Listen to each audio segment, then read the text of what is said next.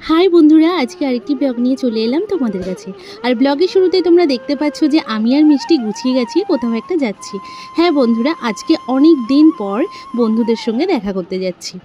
কোন বন্ধুদের সঙ্গে দেখা করতে যাচ্ছি, কোথায় দেখা করতে যাচ্ছি, পুরো ফার্স্ট টু লাস্ট এন্ড অবধি তোমরা পুরো ব্লগটা দেখো, তাহলে কিন্তু জানতে পারবে। আজকে সকাল থেকে যেমন কাজেরও চাপ ছিল, তেমনি শরীরটাও তেমন একটা ভালো ছিল না। তবুও যথারীতি আজকে কথা দিয়েছি যাব, ওরা আজকে দিন ঠিক করেছে, সেই জন্য বাধ্য হয়ে কিন্তু আমি আর মিষ্টি গুছিয়ে গেছি, বেরিয়ে পড়েছি ওদের সঙ্গে দেখা করার জন্য।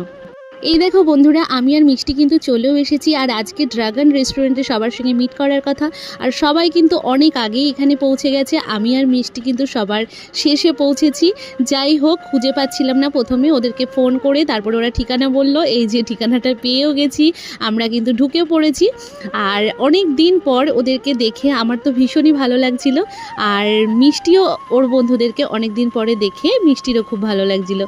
যাই হোক, এই দেখো, তোমরা তো বুঝতেই পারছো আমাদেরকে দেখে যে আমরা সবাই সবার সঙ্গে দেখা হয়ে কতটা খুশি। আজ প্রায় অনেক দিন পরে বন্ধুদের সঙ্গে দেখা হলো। আর এরা তো আমার যোগা ক্লাসের বন্ধু, যারা আমার পুরনো বন্ধু তারা তো জানোই। আর যারা নতুন বন্ধু তাদেরকে বলে দিই, মিষ্টি আগে যখন যোগা শিখতো সেখানকার বন্ধু কিন্তু এরা।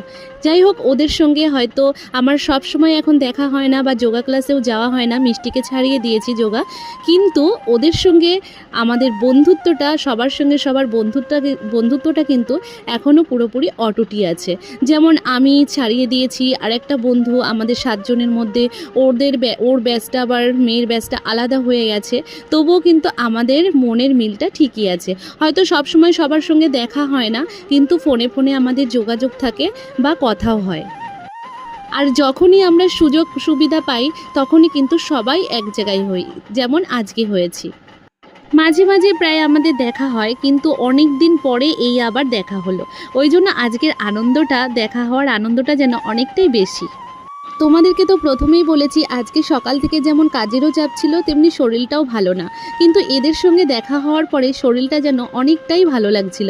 আর সারাদিন কি কাজ করেছি না করেছি, সমস্ত ক্লান্তিটাই যেন দূর হয়ে গেছিলো। যথারীতি আমরা বন্ধুরা সবাই অনেক দিন পরে একসঙ্গে হয়েছি, সেই জন্য প্রচুর গল্প, হাসি ঠাট্টা, মজা হলো, ফটো তোলা, ভিডিও করা, বাচ্চারা অনেক মজা করলো, খেলা করলো। তারপরে সিম্পল কিছু খাবার দাবার অর্ডার করে মোটামুটি আমরা খাওয়া দাওয়া করে আর একটু গল্পগুজব করে তারপরে কিন্তু টুকটুক করে সবাই রওনা দিলাম বাড়ি থেকে যাব বলে। যাই হোক, মোটামুটি হাবড়ার কাছাকাছি বেশিরভাগ ক্ষেত্রে বন্ধুদেরই বাড়ি, আর 1-2 জনের একটু দূরে, যেমন আমার বাড়িটা বেশি দূরে। যাই হোক, যে যার মতন বাড়ির দিকে রওনা দিল, আমরাও কিন্তু ভ্যানে করে বাড়ির দিকে রওনা দিলাম। টাটা, আজকের মতো।